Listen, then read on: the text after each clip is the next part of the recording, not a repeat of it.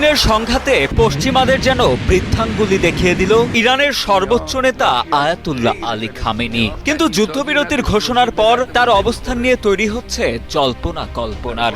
আন্তর্জাতিক মহলে প্রশ্ন উঠছে, কোথায় আছেন ইরানের এই সর্বোচ্চ নেতা? এমনকি তার উপস্থিতি নিয়ে উদ্বেগ দেখা দিয়েছে দেশটির জনগণের মাঝেও।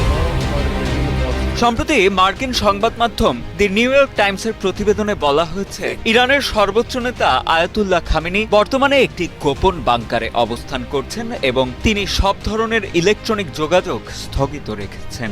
নিরাপত্তা ব্যবস্থা হিসেবে তিনি কমান্ডারদের সঙ্গে কথা বলতে নির্ভরযোগ্য সহকারীর মাধ্যমে যোগাযোগ করছেন এবং জনসম্মুখ থেকে সংযত অবস্থানে রয়েছেন। যুক্তরাষ্ট্র ইরানের 3টি পারমাণবিক স্থাপনায় বোমা হামলা চালানোর পর ইরানও পাল্টা জবাবে কাতার ও ইরাকে থাকা মার্কিন সামরিক ঘাঁটিতে ক্ষেপণাস্ত্র হামলা চালায়। পরবর্তীতে সেদিনই যুদ্ধবিরতির ঘোষণা দেন ডোনাল্ড ট্রাম্প। কিন্তু এই উত্তেজনার শুরু থেকে শেষ পুরোটা সময় জুড়ে দৃশ্যপটের আড়ালেই আছেন আয়াতুল্লাহ আলী খামেনি। এমনকি কোনো প্রকাশ্য বিবৃতি কিংবা ধারণকৃত বার্তাও দেননি ইরানের সর্বোচ্চ এই নেতা।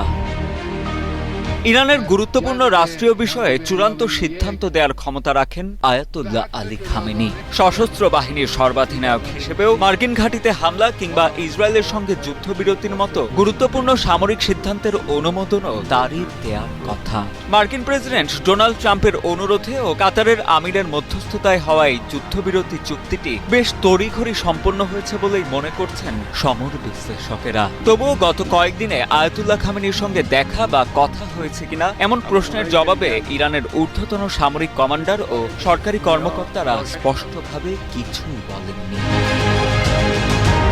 খামেনির শীর্ষ সামরিক উপদেষ্টা ও আইআরজিসি কমান্ডার জেনারেল ইয়াহিয়া সাফাভির ছেলে এবং রাজনৈতিক বিশ্লেষক হামজে সাফাভি বলেন, ইরানের নিরাপত্তা কর্মকর্তাদের ধারণা যুদ্ধবিরতির মধ্যেও ইসরায়েল খামেনিকে হত্যার চেষ্টা করতে পারে। তাই তাকে ঘিরে কঠোর নিরাপত্তা ব্যবস্থা নেওয়া হয়েছে। সেই ব্যবস্থার অংশ হিসেবে বাইরের জগতের সঙ্গে সর্বোচ্চ নেতা খামেনির যোগাযোগ সীমিত রাখা হচ্ছে। সাফাভি আরও বলেন, এই সংকট থেকে ইরানকে বের করে আনতে বাস্তববাদী দৃষ্টিভঙ্গি জোরালো হচ্ছে। এর অংশ হিসেবে প্রেসিডেন্ট মাসুদ পেজেশকিয়ানের মতো অন্য নেতাদের হাতে ক্ষমতা দেয়া হচ্ছে। তবুও সাফাভি মনে করেন, খামেনি দূর থেকে গুরুত্বপূর্ণ সিদ্ধান্তগুলোতে ভূমিকা রাখছেন। অন্যদিকে খামেনির সমর্থকেরা সোশ্যাল মিডিয়া ও নিজেদের মধ্যে বলাবলি করছেন, সর্বোচ্চ নেতাকে স্বচক্ষে না দেখা বা তার বক্তব্য না শোনা পর্যন্ত ইসরায়েলের বিরুদ্ধে বিজয়ের পূর্ণ অনুভূতি পাচ্ছেন না তারা।